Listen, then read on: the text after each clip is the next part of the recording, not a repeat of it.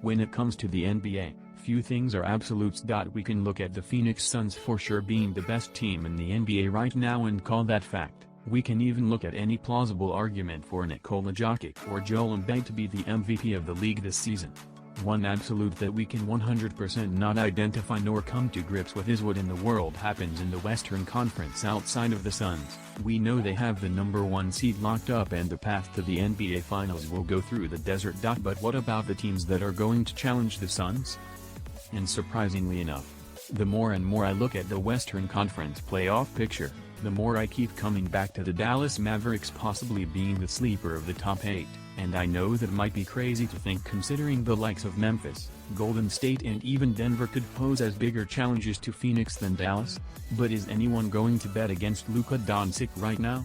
Not to mention we will evaluate this in due course come Wednesday when the Mavs take on the Detroit Pistons in Little Caesars Arena for their final road game of the season. Dallas is currently sitting a game behind the Warriors for the number 3 spot in the Western Conference. That's important because the 3-6 matchup avoids the Suns on that side of the bracket until the Western Conference Finals. And if Dallas is to make it that far, playoff Luka is going to be the benefactor of such a trudge. Because if this were any other season when Embiid and Jokic weren't destroying worlds and grabbing all the rebounds, this would be Luka's year as the MVP. He's one win from getting the Mavs to 50 on the season, something that hasn't been done since the Dirk era and quite frankly, something never thought of in this realm.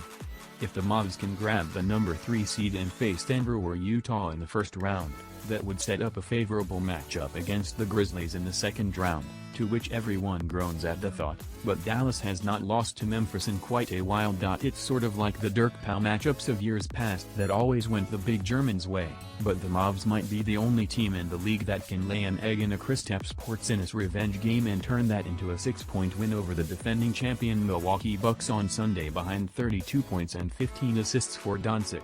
Obviously, when you play against superstars like Giannis today, you always have extra motivation, Doncic said. He's a champion, a 2-time MVP. When the Dallas role players are clicking like they did Sunday, it's hard to think they can be beat. Dwight Powell had 22 points and 13 rebounds, while Reggie Bullock had 16 points. Spencer Dinwiddie continued his efficient play with 11 points in 21 minutes by making 3 threes. On the road against the champs, it's a hard place to win, especially after we had that performance in Washington, Mavericks coach Jason Kidd said. This group in the locker room knows they can respond, and they'll need to respond again against a Pistons team that's come in winning 3 in a row and hurting their odds at another number 1 pick. The good news is Cade Cunningham is all that in a bag of chips. The bad news is he's not playing right now. The better news is Sadiq Bey has become an awesome number 2 with Cunningham. Bey had 31 points on 11 of 18 shooting and drilled 7 threes. Frank Jackson was behind him with 19 points.